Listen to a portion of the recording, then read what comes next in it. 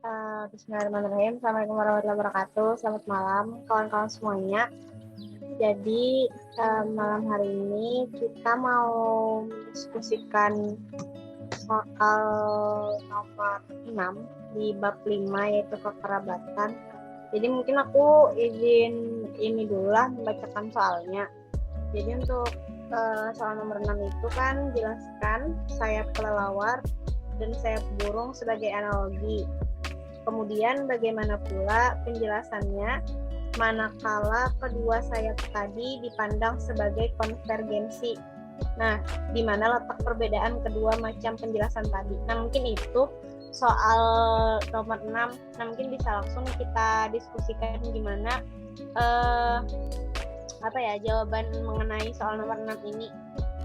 Oke, dipisahkan. Mungkin ada yang punya pendapat, bisa aja langsung.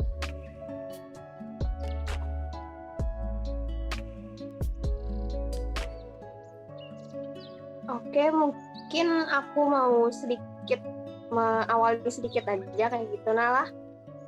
Boleh, Hayo? Boleh. Oke, makasih Helda. Jadi kan di sini di masalah kasus kita kan soalnya memakai contoh sayap kelelawar sama sayap burung kayak gitu. Nah, ajarnya di sini kayak apa cara pandangnya sebagai analogi dan kalaunya dipandang sebagai konvergensi. Mungkin dari yang aku baca juga lah dari buku Bapak mengenai sayap kelelawar sama sayap burung kayak gitu, mereka kan dua-duanya masuk ke semacam karakter paralel kayak gitu. Nah, dimana dua-duanya kan dari nenek moyangnya memang kadeda dua-duanya memiliki karakter moyang yang menjadi titik tolak kayak gitu. Dimana sayap yang mereka miliki itu independen gitu, berdasarkan dari takson dengan latar belakang genetiknya yang dilihat kayak gitu. Mereka berkembangnya secara independen atau tidak dimiliki oleh nenek moyang mereka yang sebelumnya. Terus misalnya kalau dari pandanganku, misalnya dikategorikan kita melihatnya sebagai analogi, mereka bisa disebut analogi karena memang dua-duanya sayap kan fungsinya sama kayak gitu. Tapi kalau misalnya dilihat sebelumnya lagi dari konvergensinya, mereka itu tadi kadada garis keturunan yang menyebabkan mereka tuh memiliki sayap kayak gitu. Nah, sayapnya tuh independen murni terbentuk karena memang penyesuaiannya sama lingkungannya. Mungkin dari aku kayak gitu kalau dari segi analoginya sama konvergensi. Mungkin kawan-kawan ada yang hendak menambahkan lagi.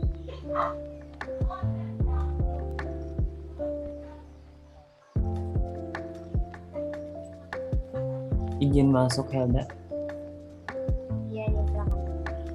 Oke, terima kasih tadi penjelasan dari teman Sinta, dari teman saudara Sinta, sangat membuka wawasan terkait beberapa hal dalam analogi maupun homologi. Mungkin saya izin bertanya nih ke kawan-kawan, kalau misalkan kan memang terbagi dua tuh, ada analogi dan homologi kan. Dan kebetulan untuk kasus kita kan yang kelelawar dan burung ini adalah analogi karena strukturnya itu berbeda ya, tetapi fungsinya itu sama, yaitu untuk terbang. Nah, kalau misalkan kita berpandang dari segi evolusi ya, yang dari waktu yang sangat lama sehingga itu terjadi, itu kemungkinan terjadinya ada dua garis, yaitu antara homologi dan analogi itu. Kenapa kayak gitu? Karena kalau misalkan kita melihat kan, kelelawar kalau misalkan memang di strukturnya itu bukan untuk terbang, namun kenapa semakin ke sini itu malah melenceng kayak gitu, malah seluruh kelelawar yang ada di dunia itu terbang kayak gitu. Nah, mungkin itu deh untuk kawan-kawan kalau misalkan ada yang lebih mengetahui seperti itu. Aku mau coba izin jawab yang mengenai pertanyaan Diva tadi. Kan Kayak intinya tuh kenapa kayak gitu loh, kelelawar tuh ibaratnya semakin berevolusi ke sini tuh malah kelelawar tuh bisa terbang kayak gitu loh inti pertanyaannya. Nah, mungkin lo apa ya lah, karena ini sih hewan itu entah hewan ataupun makhluk apapun kayak gitu, nah makhluk hidup itu kan pasti mereka tuh punya adaptasinya sendiri kayak gitu nah lawan lingkungan sekitarnya. Nah mungkin lo itu juga yang terjadi sama kelelawar tersebut. Nah penyebabnya tuh kayak dia tuh semakin kesini tuh malah berubah kayak gitu, malah mereka tuh bisa terbang, yaitu tadi kayak mereka tuh si kelelawar itu tuh punya adaptasinya tersendiri sama alamnya kayak gitu, nah yang membuat dia tuh malah bisa terbang kayak gitu nah lo. Nah karena si alamnya atau lingkungannya dari kelelawar itu tuh apa ya ibaratnya itu tadi membuat dia tuh malahan jadi bisa terbang kayak gitu nah semakin kesininya, walaupun walaupun struktur sayapnya mungkin ya berbeda sama burung. Nah mungkin kayak gitu Kang Div.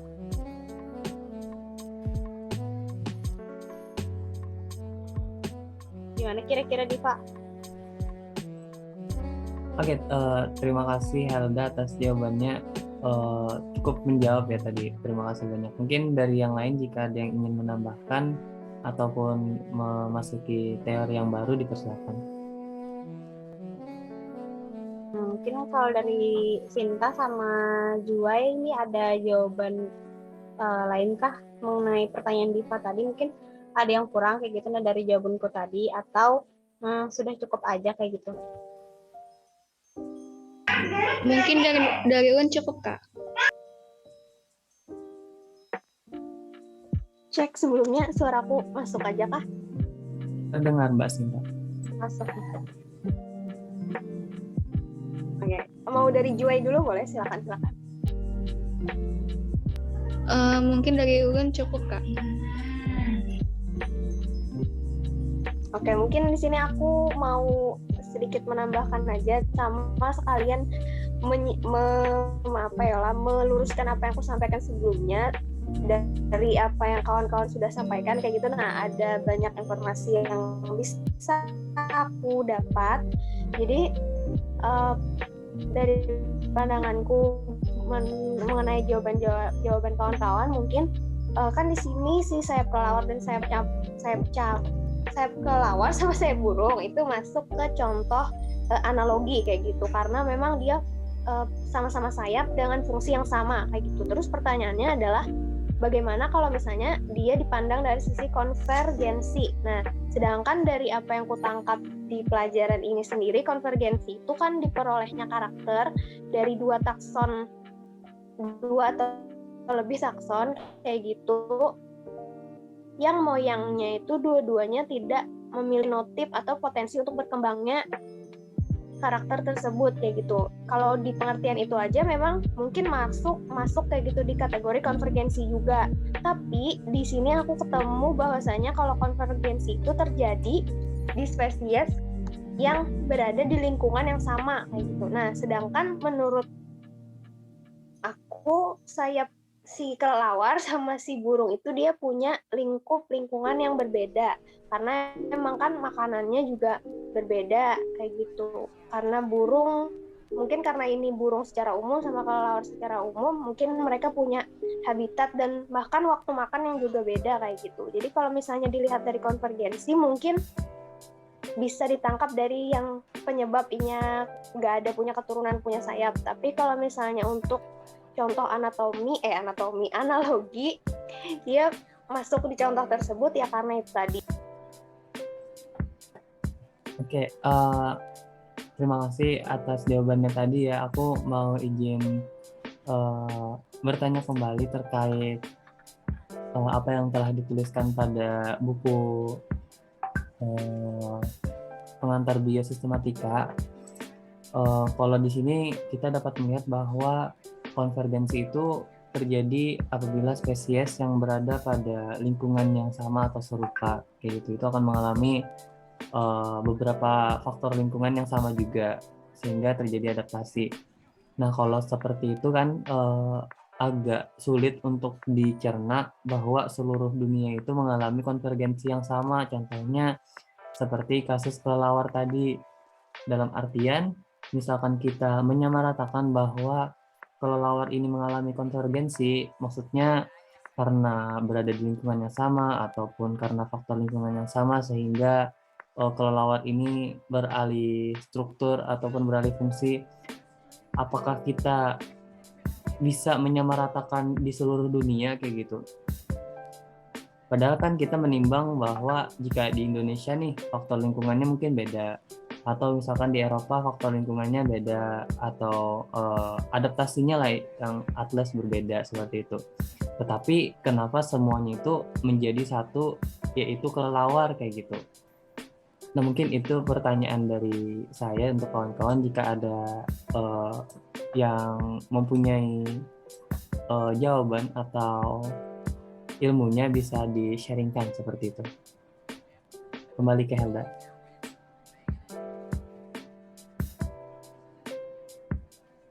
Oke, nah itu mungkin kalau ada dari kawan-kawan yang mengetahui bisa aja langsung disampaikan kayak gitu. Itu kawan-kawan lah.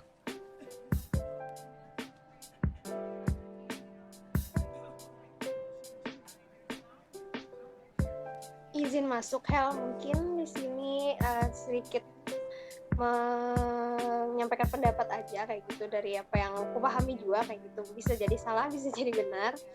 Nah jadi dari apa yang aku pelajari sebelum menjawab dan membuat video ini, tadi kan Diva bertanya apakah misalnya bisa kita samaratakan bahwasanya seluruh kelelawar yang ada di dunia ini mengalami konvergensi. Misalnya kan setiap daerah atau tempat hidupnya kelelawar itu sendiri kan pasti berbeda-beda kayak gitu. Mungkin yang dimaksudkan lingkungan atau faktor lingkungan yang ada di buku ini itu lebih ke semacam perbandingan. Jadi dari yang aku lihat di sini tuh dia selalu menegaskan dua spesies kayak gitu. Nah kayak misalnya si kelelawar di sini dia berbandingkan dengan spesies lain yang punya, ibarat kata sama-sama punya sayap misalnya, atau sama-sama punya kayak di sini misalnya punya kayak ikan dan mamalia laut seperti lumba-lumba yang punya garis tubuh yang sama kayak gitu karena tinggal di lingkungan yang sama. Jadi mungkin yang dimaksudkan di sini dia tuh lebih ke membandingkan hewan spesies A dengan spesies B yang punya sama-sama tidak punya keturunan yang memiliki karakter tersebut tapi tinggal di lingkungan yang sama kayak gitu. Mungkin lah cara menjelaskannya. Mungkin kalau dari yang Diva jelaskan kan dia menanyakan misalnya kelelawar Indonesia misalnya dengan kelelawar luar negeri kayak gitu. Misalnya kita anggap aja misalnya kelelawar yang ada di Inggris misalnya, apakah dua-dua kelelawar ini bisa kita kategorikan konvergensi padahal mereka tinggal di dua daerah yang berbeda gitu. Mungkin lebih tepatnya bisa dibandingkan sama spesies lain karena di sini juga ditegaskan perbandingannya tuh dengan spesies yang berbeda tapi mereka tinggal di lingkungan yang sama. Kayak misalnya tuh misalnya kayak contohnya di sini ikan sama lumba-lumba kayak gitu, dia sama-sama garisnya itu sama padahal dia dua spesies yang berbeda, satunya mamalia kayak gitu, satunya kan ikan kayak gitu, tapi sama-sama tinggal di area laut kayak gitu. Makanya dia bisa punya sama-sama garis tubuh atau streamline-nya kok bisa sama kayak gitu, padahal nenek moyang dua-duanya nggak ada punya keturunan garis bentuk tubuh yang kayak gitu. Nah jadi faktornya ini karena sama-sama dua-duanya tinggal di laut dan dua-duanya padahal tidak berkerabat dekat banar, kok bisa sama persis. Nah, jadi mungkin timbulnya garis tubuhnya mereka bisa disebut di sini konvergensi kayak gitu, karena dia garis tubuhnya berkembang sendiri kayak gitu karena mengikuti gaya hidup mereka di laut. Mungkin kayak gitu sih dari apa yang kupahami kayak gitu. Mungkin dari kawan-kawan ada yang menambahkan. Terima kasih.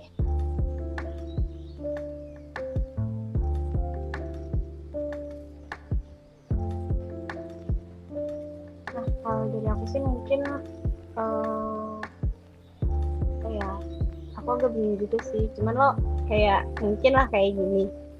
Jadi kan mereka tuh ibaratnya lo adaptasi kayak gitu nah, karena faktor lingkungan lah. Ya kayak gitulah bisa dibilang kok, karena faktor lingkungan. Terus tuh kayak apa ya, kok kayak sama kayak gitu loh di Indonesia misalnya sama di Inggris, sama-sama ibaratnya kelelawar nih sama-sama terbang kayak gitu nah mungkin lah kayak gini analoginya, kayak kan pasti makhluk hidup tuh kan beranak pinak kayak gitu nah, jadi kayak ibaratnya keturunannya tuh kan karena misalnya kayak ibaratnya moyangnya nih ibaratnya berubah kayak gitu loh, mereka tuh punya kemampuan untuk terbang, mungkin lah itu juga kayak terjadi kayak gitu nah sama anak cucu mereka. Makanya kayak jadi ibaratnya seluruh kelelawar di dunia itu punya kemampuan yang sama, bisa terbang. Nah mungkin kalau dari aku itu sih, tapi aku agak ragu juga sih mengenai jawabanku ini. Mungkin kalau misalkan jawabanku ini kurang tepat, bisa aja dikoreksi. Mungkin dari aku itu sih tambahannya sedikit. Terima kasih.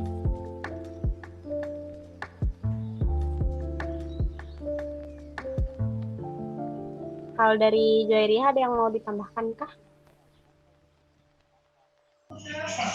Kalau menurut ulun lo antara kelelawar sama apa tadi?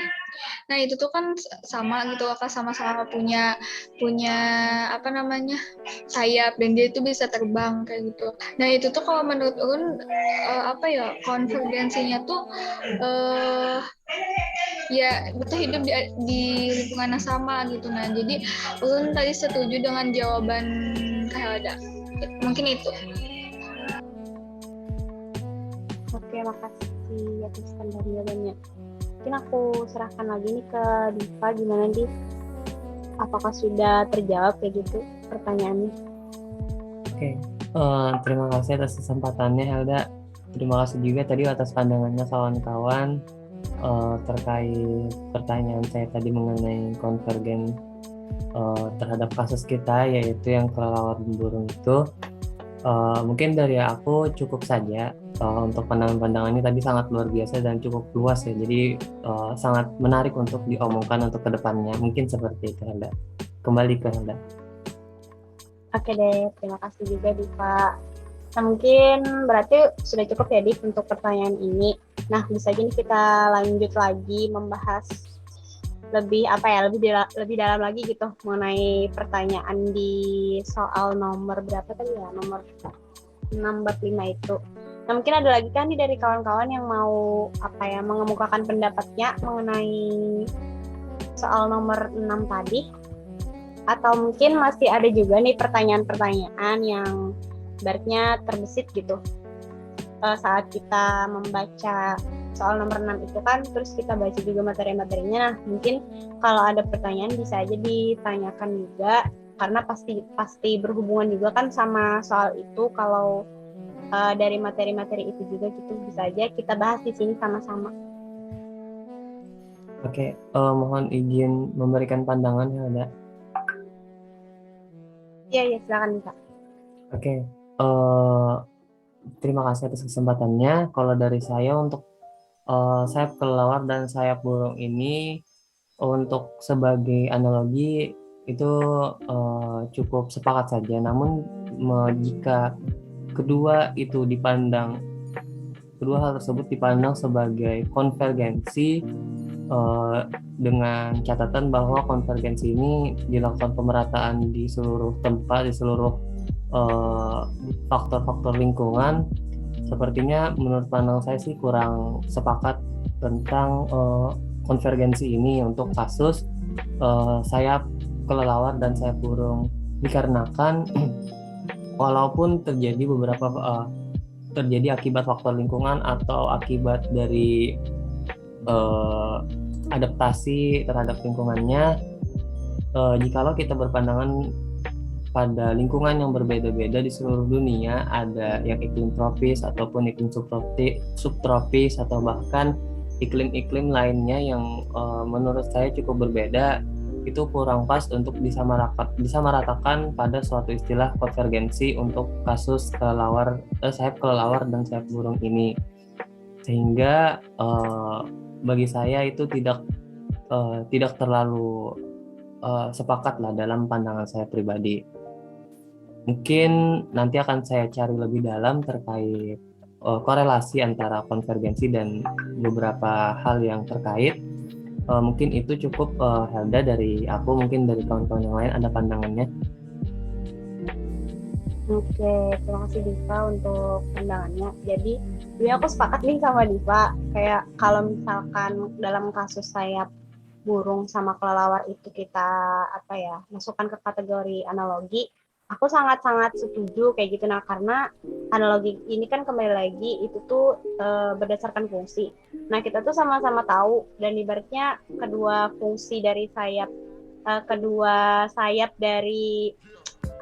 dari kelelawar sama burung itu kan fungsinya nyata kayak gitu. Nah, untuk sama-sama terbang, makanya aku tuh kalau misalkan keduanya itu dikategorikan dalam analogi, aku sangat sepakat gitu.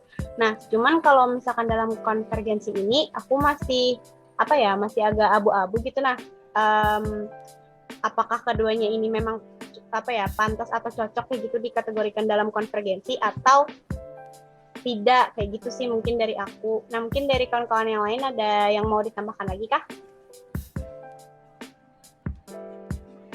Ya, sependapat kembali dengan jawaban Helda dan Diva. Mungkin untuk masuk analogi mereka memang pas kayak gitu kan, si sayap kelelawar dan si sayap burung. Tapi kalau untuk masuk ke kategori konvergensi, di sini aku ada dua kayak keraguan kayak gitu. Yang pertama, mereka itu punya ekosistem atau habitat yang berbeda, dan yang kedua mereka itu punya struktur sayap yang berbeda. Meskipun dua-duanya sayap tapi sayapnya berbeda, jadi itu yang memberatkan untuk masuk ke kategori konvergensi itu sendiri sih. Terima kasih.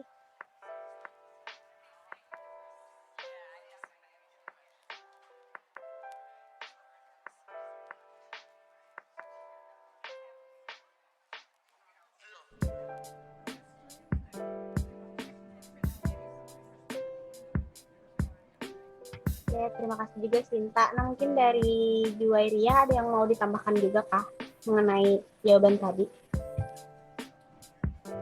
Izin menambahkan sedikit mungkin, jadi kan sayap kelelawar dan sayap burung kan meskipun sama-sama mereka terbang, tapi kedua sayap tersebut memiliki perbedaan struktur anatomi yang sangat jauh. Jadi kesamaan fungsi itu diduga itu tuh kayak kedua spesies tuh memang berada di lingkungan yang sama kayak gitu. Nah, jadi adanya analogi itu menunjukkan bahwa kedua spesies yang dibandingkan itu mempunyai hubungan evolusi yang sangat jauh. Kenapa? Karena burung masuk dalam kelas vertebrata, sedangkan serangga itu masuk dalam vertebrata. Mungkin itu, Kak. Terima kasih. Oke. Nah, mungkin itu tadi dari kawan-kawan ada lagi kah yang mau ditambahkan atau sudah cukup? Kalau misalkan sudah cukup, nanti kita beralih ke kesimpulan dari hasil diskusi malam ini. Kalau dari aku cukup, Hel. Cukup. Oke, kalau dari Julia.